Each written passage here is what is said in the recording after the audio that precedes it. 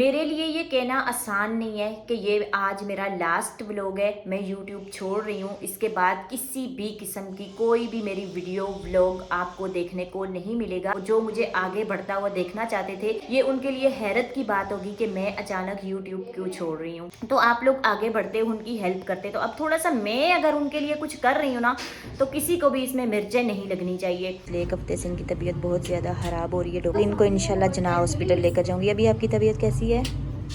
ठीक है, कुछ बेहतर महसूस हो रहा है ड्रिप लगने के बाद? सुबह 8 बजे का टाइम हो रहा है। इधर हमारा नाश्ता तकरीबन तैयार हो चुका है और यहाँ पर जो है ना हमारी चाय भी बिल्कुल तैयार हो चुकी है। आज हमज़ा भी घर पर है तो हमज़ा थोड़ा लेट ही उठा है। हमज़ा भूख लग रही है? लग रही है। बस रोटी रखो, मैं ये ऑमलेट तैयार हो गया, इसको भी रखती हूँ प्लेट में और फिर नाश्ता लेकर आती हूँ आपके लिए। ले जाओ, चलो आप लोग बैठ जाओ, करो नाश्ता स्टार्ट करो, मैं चाय लेकर आती हूँ। ये लो बच्चों, आपकी चाय भी आ गई। हमज़ा पापा को नहीं उठाया? पापा आ रहे हैं, ब्रश कर रहे हैं। वो तो सो रहे हैं अंदर, आप सोच रहे हो ब्रश कर रहे हैं बाथरूम में। मत मत, ये चाय आपकी है। हमज़ा ये आप अपनी चाय ले लो और ये चाय जो है मेरी है।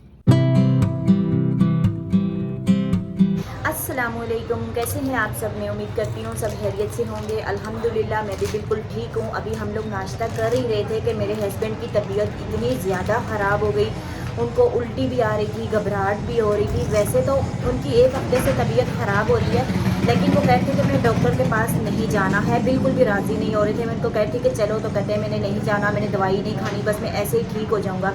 लेकिन आज सुबह सुबह जब उनकी ज़्यादा तबीयत ख़राब हुई ना, उनको बहुत ज़्यादा घबराहट हुई, चक्कर आने लगे, तो उन्होंने मुझे खुद बोला कि मुझे ना जल्दी से डॉक्टर के पास लेकर जाओ। अच्छा शुक्र है अल्लाह का कि ये हमारे घर के पास जो है ना नया नया एक क्लिनिक खुला है। तो ये इतवार के दिन खुला हुआ था, तो यहाँ पर मैं इनको इमरजेंसी में लेकर आ गई हूँ।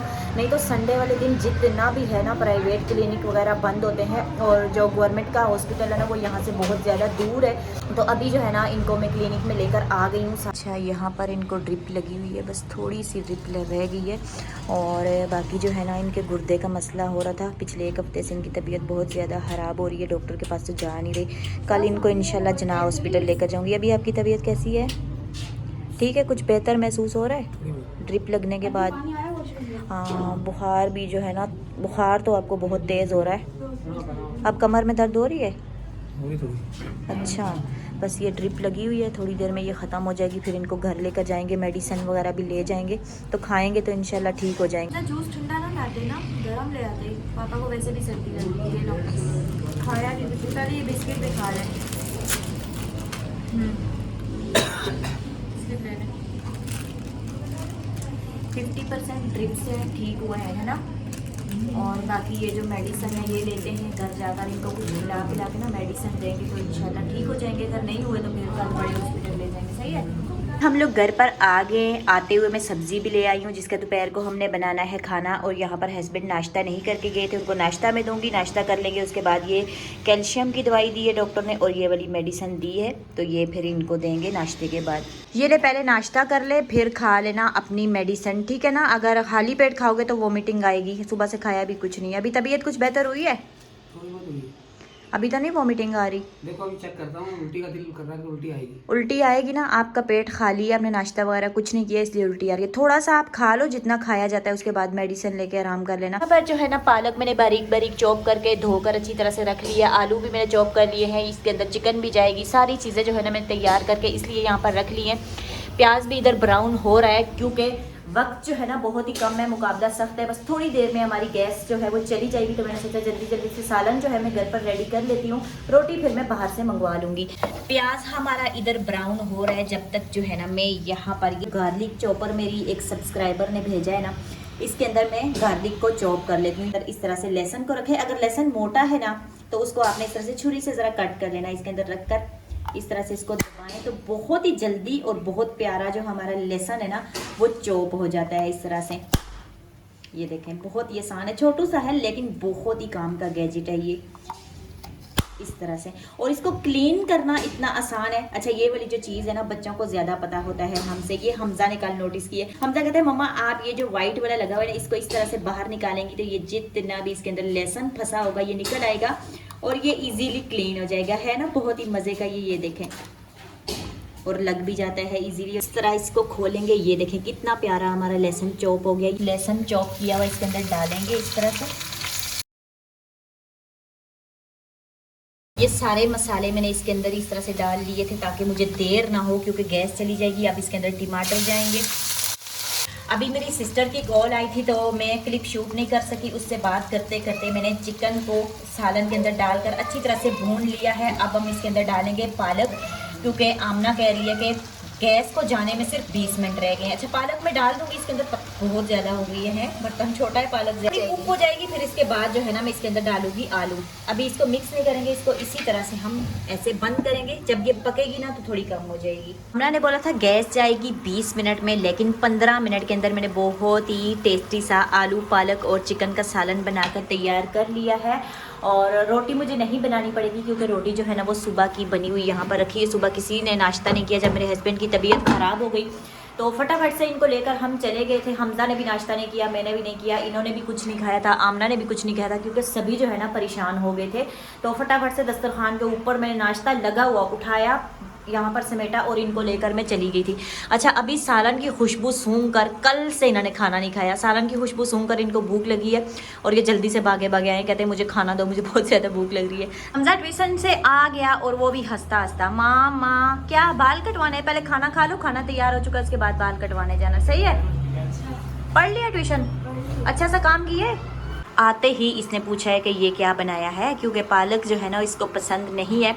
तो आपके लिए मैंने चिकन भी तो डाली है, आलू भी आपका फेवरेट है, खा लोगे ना आप खाना? स्वाद तो इसके अंदर पालक का आयरन है। स्वाद पालक कितनी अच्छी होती है, इसके अंदर कितना आयरन होता है आपको पता है? ऐसी चीज़ें तो खानी चाहिए ना। दूध भी आप कहते हो नहीं पीऊँगा, पालक भी नहीं खाऊंगा, आयरन कहाँ से आएगा? मजबूत कहाँ से बनोगे? मसल कैसे मजबूत होंगे आपके?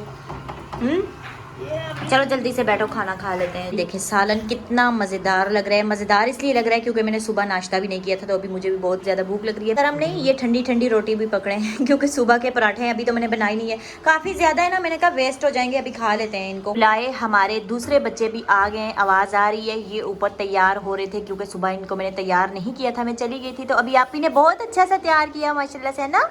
चलो बैठो उधर खाना खा लो। यहाँ पर हमारी पूरी फैमिली जो है खाना खाने के लिए बैठ चुकी है। अभी मैं भी जल्दी से अपना खाना खा लेती हूँ। जब हम 30 साल की उम्र से ज़्यादा हो जाते हैं ना, तो हमारी स्किन के ऊपर रिंकल, फाइन लाइंस हो जाते हैं, हमारी स्किन ढीली पड़ जाती है, लटकने लग जाती है। अब ये चीज़ नेचुरल है, इसको हम रोक तो नहीं सकते, लेकिन इसको स्लो डाउन ज़रूर कर सकते हैं। बुढ़े तो हम लोगों ने होना ही होना है, लेकिन मैं सोच रही हूँ कि अभी मुझे काम करना है, बच्चों के लिए कुछ करना है, तो मैं जल्दी बूढ़ी नज़र ना आऊँ। एजिंग को रोकने के लिए, रिंकल, फाइन लाइन्स को ख़त्म करने के लिए मैंने मंगवाया है ये ऑर्गेनिक ब्लूम का एंटी एजिंग सीरम, जिसको अब से मैं यूज किया करूंगी ताकि मेरी स्किन के ऊपर जल्दी रिंकल, फाइन लाइंस ना आए और मेरी स्किन जो है ना वो लटके ना। और दूसरी प्रोडक्ट जो मैंने ऑर्डर की है ये है आईब्रोज और आई लैशेज को लंबा, घना, काला करने के लिए सीरम है। ये भी ऑर्गेनिक ब्लूम का है और इन दोनों चीजों को कैसे यूज करना है मैं आपको बताती हूँ। तो इस तरह की कुछ इसकी पैकेजिंग है। अभी इसको मैं खोल लेती हूँ। तो आपने क्या करना है, रात को सोने से पहले अपने चेहरे को अच्छी तरह से वॉश करना है और उसके बाद इसके चंद ड्रॉप आपने इस तरह से अपने फेस के ऊपर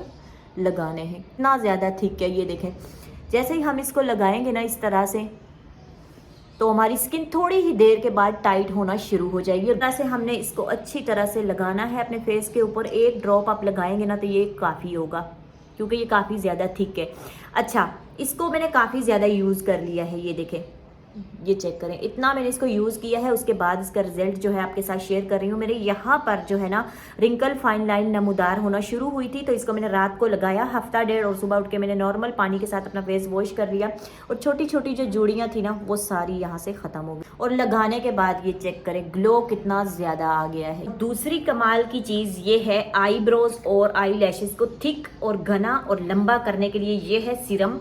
इसको आपने कैसे यूज़ करना है, रात के टाइम आपने अपने आईब्रोज के ऊपर कोई भी मेकअप ना हो, लैशेज़ के ऊपर आपने इसको अच्छी तरह से इस तरह से लगाना है। अच्छा, कुछ लोगों की लैशेज़ जो है ना वो बिल्कुल छोटू सी होती है, नज़र ही नहीं आती, और आईब्रोज जो होते हैं ना वो बिल्कुल हल्के हल्के से होते हैं। तो आपने इसको अच्छी तरह से लगाना है ना, 1 वीक के बाद जो है आपको रिजल्ट मिलना शुरू हो जाएगा। तो ना प्रोडक्ट जो है मेरी फेवरेट पता है क्यों है, केमिकल फ्री है, क्योंकि मैंने बहुत सारी रेमेडीज अपने चेहरे के ऊपर यूज की हुई है, तो मैं नेचुरल चीज़ों की फैन हूँ है और डर्माटोलॉजिकली टेस्टेड भी है। अगर आप इन दोनों चीज़ों को ऑर्डर करना चाहते हैं तो ऑर्गेनिक ब्लूम की वेबसाइट की लिंक और इंस्टाग्राम का पेज की लिंक जो है ना मैं आपको डिस्क्रिप्शन में दे दूंगी, वहां से जाकर आप इनको ऑर्डर कर सकते हैं। और अगर इन दोनों प्रोडक्ट को आप ऑर्डर करना चाहते हैं तो मेरा कूपन कोड है AN10 यूज करके आप डिस्काउंट ऑफर पर इनको परचेज कर सकते हैं। मेरे लिए ये कहना आसान नहीं है कि ये आज मेरा लास्ट व्लॉग है, मैं यूट्यूब छोड़ रही हूँ, इसके बाद किसी भी किस्म की कोई भी मेरी वीडियो व्लॉग आपको देखने को नहीं मिलेगा। जो लोग पिछले 5 साल से मुझे सपोर्ट कर रहे हैं, मेरे चैनल को सब्सक्राइब किया है, जो मुझे आगे बढ़ता हुआ देखना चाहते थे, ये उनके लिए हैरत की बात होगी कि मैं अचानक यूट्यूब क्यों छोड़ रही हूँ। तो कुछ लोग मेरे मुंह से ये बात सुनना चाह रहे थे, मुझे प्रेशराइज कर रहे थे ताकि मैं ये बात अपने मुंह से बोलूं कि मैं यूट्यूब छोड़ रही हूँ। ये बात कौन लोग सुनना चाह रहे थे, पहले मैं आपको ये क्लियर कर दूं। जब से मैं गाँव गई हूँ तो पहले तो 18 साल तक मेरा किसी को पता ही नहीं था कि मैं कहाँ पर हूँ, कहाँ पर नहीं हूँ, जिंदा हूँ या मर गई हूँ। जब इतने साल के बाद मेरे कुछ रिश्तेदारों ने मुझे वहाँ पर देखा, मुझे वीडियो शूट करते हुए देखा, जैसा कि आजकल आप सबको पता है सोशल मीडिया का दौर है, गाँव कस्बा छोटे मोटे हर किसी के हाथ में टच मोबाइल है। जब उनको पता चला कि मेरा एक यूट्यूब पर चैनल है, मैं वहाँ पर बहुत आगे बढ़ चुकी हूँ, लोग मुझे सपोर्ट कर रहे हैं, मैं ग्रो कर रही हूँ, मैं अपने पैरों पर खड़ी हो गई हूँ, मैं अपने बच्चों की अच्छी तालीम और तरबियत कर रही हूँ और मैं किसी की मोहताज नहीं रही। तो वहाँ पर उन लोगों ने क्या बात की कि ये हमारी इज्जत का सवाल है। 18 साल उनको कुछ पता ही नहीं था कि मैं कहाँ पर हूँ, कहाँ पर नहीं हूँ। तो मुझे ये बात समझ में आई कि इज्जत का सवाल नहीं है। यहाँ पर कुछ लोग जो हमसे जलते थे, शुरू से हमारी बर्बादी देखना चाहते थे, कुछ लोग वो मुझसे हसद करते हैं, वो मुझसे जेलस हो गए कि ये आगे क्यों बढ़ गई, इसने क्यों अपने पैरों पर ये खड़ी हो गई, ऐसा क्यों हुआ, और अब ये गांव में आई है तो अपने भाइयों को सपोर्ट करेगी जो इसके बीमार है, और जो इसका बाप है उसको सपोर्ट करेगी, उनको गुर्बत से निकालेगी, उनको क्या पता ये घर बनाकर दे दे। तो इसलिए उन लोगों ने इतना ज़्यादा हंगामा किया, तरह तरह की बातें की, मेरी बहनों को इतना प्रेशराइज किया कि मेरी बहनें कॉल करके रोती भी थी कि तुमने यूट्यूब चैनल बनाया है, यहाँ पर हम गाँव में रहते हैं तो हमारे कुछ लोगों ने, हर किसी की मैं बात नहीं कर रही, उन्होंने हमारा जीना जो है वो महाल कर दिया है। वो कहते हैं कि वो उसने चैनल बना लिया, उसने हमें नेट पर चढ़ा दिया, उसने हमें ये कर दिया, वो खुद नेट पर आती है। मेरे बच्चों के बारे में उन्होंने तरह तरह की बातें की। तो किसी का कोई भी हक नहीं बनता। अगर किसी का हक बनता होता या उस वक्त किसी को इतना इज्जत की पड़ी हुई होती ना, तो 18 साल पहले जब मुझे घर से निकाला जा रहा था तो वहाँ से पूरे गाँव की मैं बेटी थी ना, तो मेरे सर पर वो हाथ रख लेता। अच्छा मुझे तो छोड़े, मेरी बाकी भी बहनें हैं, उनको कौन पूछता है, कोई भी नहीं पूछता। वैसे जो लोग बातें कर रहे हैं ना, उनको भी पता है कि यूट्यूब गलत बात नहीं है, लेकिन क्या करें, बेचारों से हजम नहीं हो रहा, बर्दाश्त नहीं हो रहा।